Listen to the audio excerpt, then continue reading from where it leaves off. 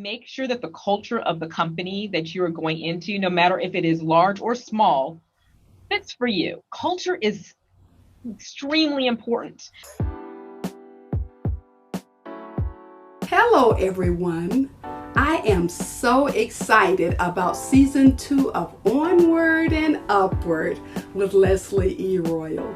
I'm Leslie, and I will be interviewing several exceptional Black women who are making a significant difference in their communities. One such exceptional woman is Leona Dotson, Director of Immersive Experiences for Microsoft. Leona, welcome to season 2 of Onward and Upward with Leslie E. Royal. Thank you so much, Leslie, for having me. It is indeed my pleasure. I am so very excited about having you join us today. And I know our viewers will be so very excited about what you have to say. Now, before we get started with the questions, I just want to give you an opportunity to tell us a little about yourself. Thank you so much, Leslie. It is a pleasure to be with you and to speak with you this afternoon. A little about me. I am a Los Angeles native, born and raised in Los Angeles, California.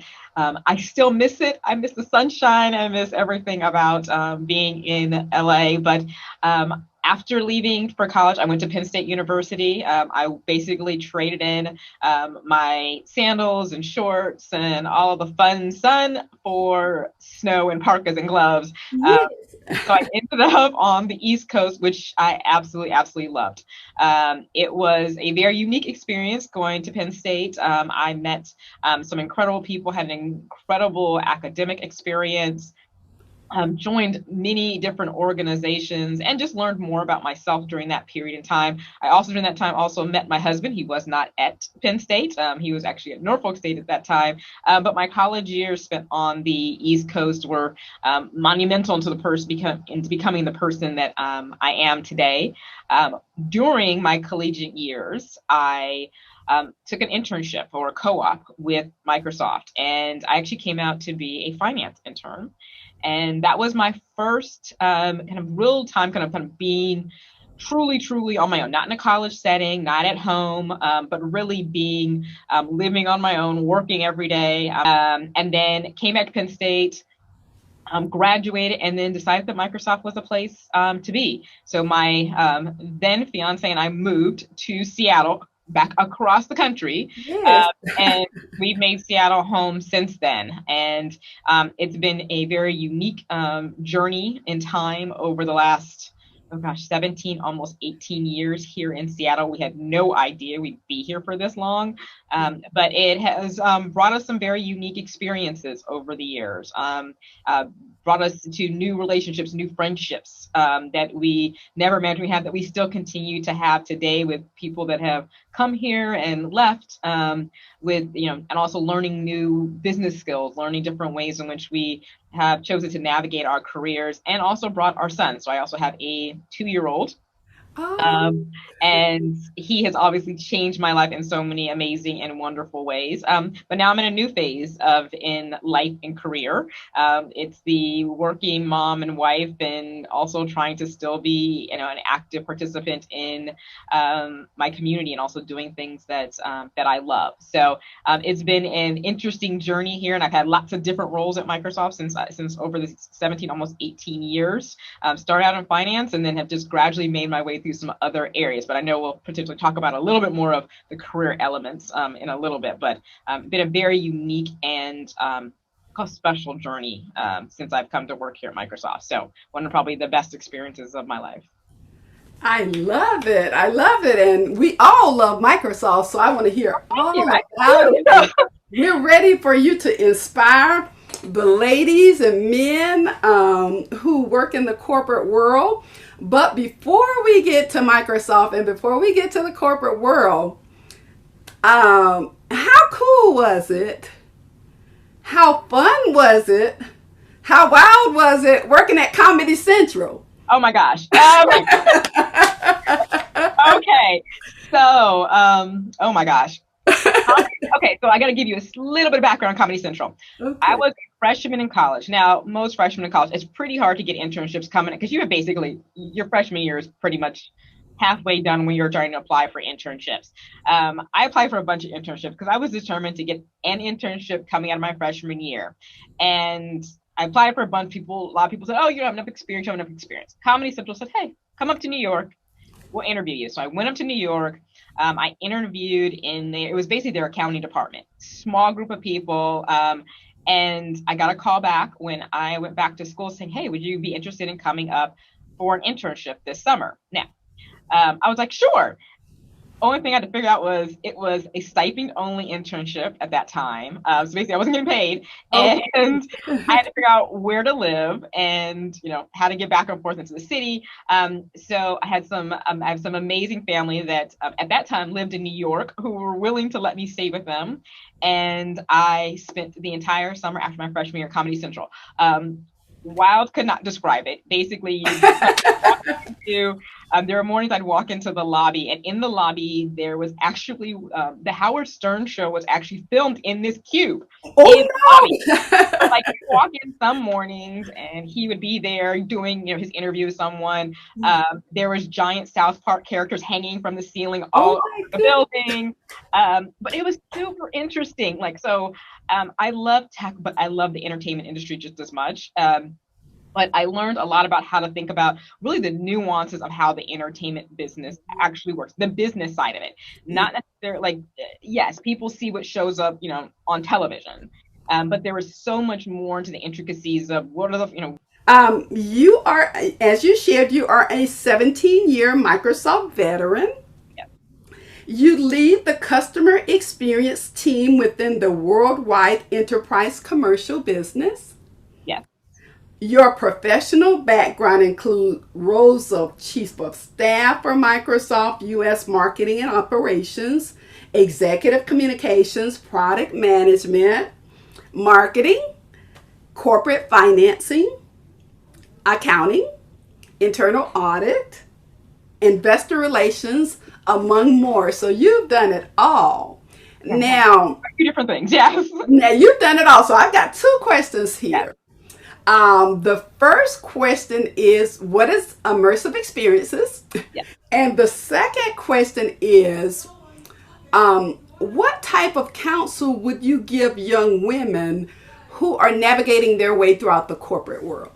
Definitely. So immersive experiences, think about it as bringing the art of the possible to life for our customers. So we have both in-person physical locations, our experience centers or executive briefing centers, where customers come into in a non-COVID timeframe. Right now, most of our facilities are closed, where a customer can come in and actually see, how can Microsoft work with them, partner with them, co-innovate with them to solve their key business challenges. But we bring that to life for them through art of storytelling. So I do look back at my marketing background and start understanding what do customers care about? How do they want to run their business? So how do we take what we're working with other customers, with partners all around the world, and show them what we're doing and help them step into that seat to say, can I see my business through that lens? So we utilize our experience centers literally to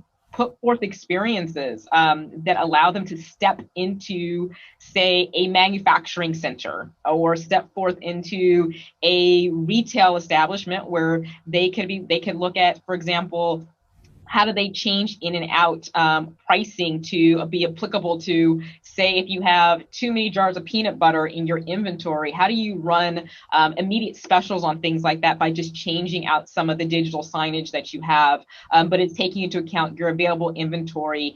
What are the market rates? How do you ensure that you have enough supply to meet the demand if you say you change your pricing? How do you make sure that your shelves are staying stocked? And then how do you know that there may be a higher demand, say, for peanut butter right now than there is for, say, jelly? So we bring all those things to life, and all those things are running on amazing Microsoft solutions. A lot of things, they're in the background. So we bring those things to life for people by putting them in real settings. So that's kind of what immersive experience is. You literally immerse people in real scenarios where they can actually see their business or see themselves in solutions that can help their business meet their business challenges.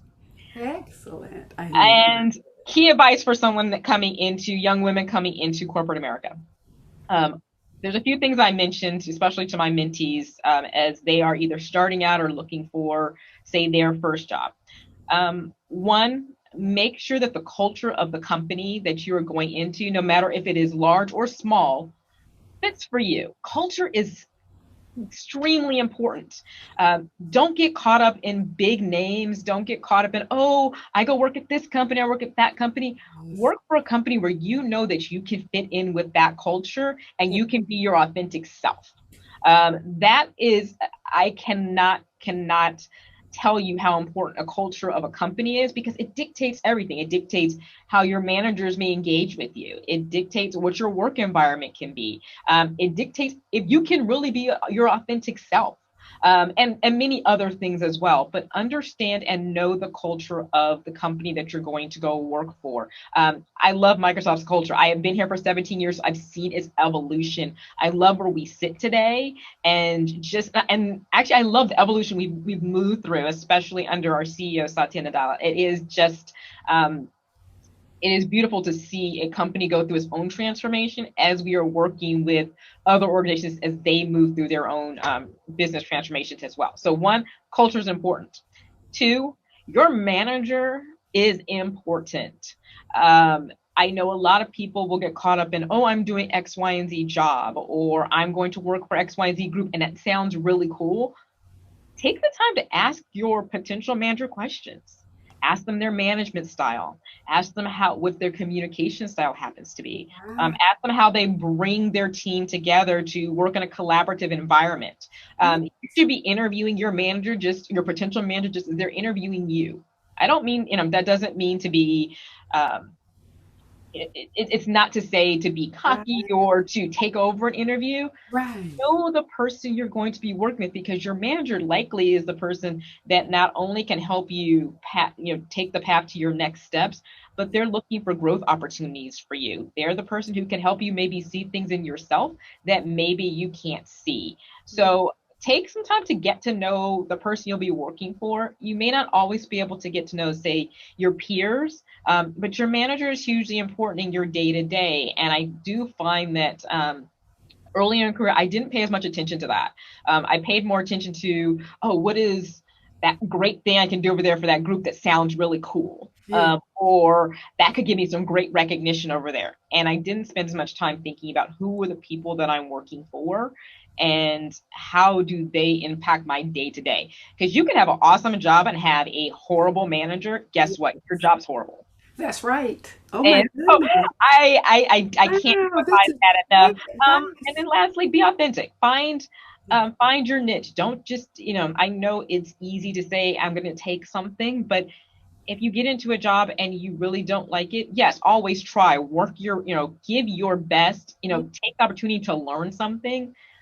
But always, keep focused on kind of what is that next thing you want to learn. How are you going to make yourself better? What is that next skill you're going to pick up so that you are marketable for whatever that next role happens to be? That doesn't mean go jump jobs every, couple of months. That means learn, get a firm understanding of what you're supposed to be doing, get good at it. Like become that person that people want to go to for whatever that thing is that you do, but always prepare yourself for whatever's next. That doesn't mean jump, but always prepare yourself for whatever's next. That is great advice. Oh my goodness. Thank you so much for sharing that. Thank you so much for sharing that. Now, let me ask you, Leona, what does onward and upward mean to you? A little bit about kind of what I just said about onward means always staying focused, always looking ahead. That doesn't mean that you are immediately going to make that change, but knowing and understanding and being focused on what might come next or 2 or 3 steps down the path. And taking the time for yourself to know, are you taking the path that you think you should be taking? Are you taking the path someone else thinks you should be taking? Or do you feel like you are actually being led by something deeper. If it's spiritual, if it's something spiritual for you, a lot of people will say, am I following what God's path is for me? Yes. Know the differences. When you think about moving onward and upward, always think ahead, always stay focused, always make sure you are able to know that whatever that next step is taking you to your next level of greatness. And don't be willing to stand still. Standing still sometimes will, and most times, leads to complacency. And we all have to continue to be in a space of learning or understanding or wanting to do a little bit better, even if it's not just for ourselves, maybe doing a little bit better for our communities or doing something that is impactful. So when I think about onward and upward, it is always staying focused. It's always looking for what is that next thing to make yourselves or the people around you better, your relationships better, your work better, your whatever it is that you're passionate about better. I had a manager who once said the ability to look around, see around corners. Wow. And I knew what that meant when she was saying, talking about my work, but I can definitely relate to onward and upward. It was that ability to see around corners sometimes is you may not always know what's around that corner, but how are you preparing yourself to take that next step? How are you preparing yourself to whatever is around that next corner, that you are mentally, emotionally ready to take that next step, to take that corner, and to be ready to say, okay, no matter what's behind that next corner, I can take it on. I can meet that challenge. And also knowing when maybe you need to walk away. That we don't sometimes talk about that because it's onward, upward, yes, means getting to that next step, staying focused. But sometimes we also have to know when onward, upward may be sometimes great for us and should always be great for us, but also knowing when you have to take a step back because maybe you're not always ready for what that next step is. So always be ready, always be focused, always be ready to take that next step, but also know when maybe it's time to take a different path because maybe you're just not quite ready for that, either emotionally, physically, spiritually at that time, but you'll get there. Oh my goodness, Leona, simply amazing. Oh my goodness, I am thoroughly inspired. You have made my Oh, day. lovely. Thank you so much. Wow, thank you so very much. How profound. I tell you, I've enjoyed my time with you. You didn't disappoint because I was just waiting for the time to interview you. Oh, thank you so much. I've It's such been a waiting to pleasure. interview this wonderful executive. So thank you for taking time out of what I know to be a busy schedule to speak with me and to say all of these wonderful things that will inspire and empower the ladies and gentlemen that will be viewing this episode. But we want to keep the conversation going. Of course. So if you'd like to share whether it's your website or whether it's the corporate website that will allow us to see all of the wonderful things that Microsoft is doing, as well as social media handles, would you like to share any of those things? Sure. So I will, I obviously started this conversation talking about, where I am day to day, which is my work. So Microsoft.com, always, and also, of course, you can follow them, at Microsoft across any social media handle, or social media that you happen to follow. The one thing that I will tell people is that, yes, we are a company that, yes, we have lots of solutions and lots of products, but Microsoft also is a global citizen in a very significant way across not only the United States, but all over the world. And we do a lot of work with educational institutions, nonprofits, government entities, as well as small and large businesses. So if you happen to be in any of those categories or you happen to be a student, please take some time to look at also what the offerings are there for you. There's a lot of resources out there for nonprofits as well, especially given the time that we are in from a COVID perspective. I would encourage people to look at the resources that are available for them. As far as me personally, find me on LinkedIn. That's probably the easiest place to always find me. I try to respond as quickly as humanly possible. I think it's linkedin.com / Leona Locke, Leonalocke. Locke was my maiden name. And then I'm also at Leona Hope. on Instagram and on Twitter. I don't post as much as I used to, but I am definitely there and I definitely respond. And I'm definitely sometimes more a lurker than I am a poster. So just know I'm always there, but may not necessarily be posting. Wonderful, wonderful. Well, thank you so much for again, Leona, for taking time to speak with us today. And you have a wonderful day. Thank you so much, Legend. Thank you for having me. It has truly been a pleasure speaking with you today. My pleasure.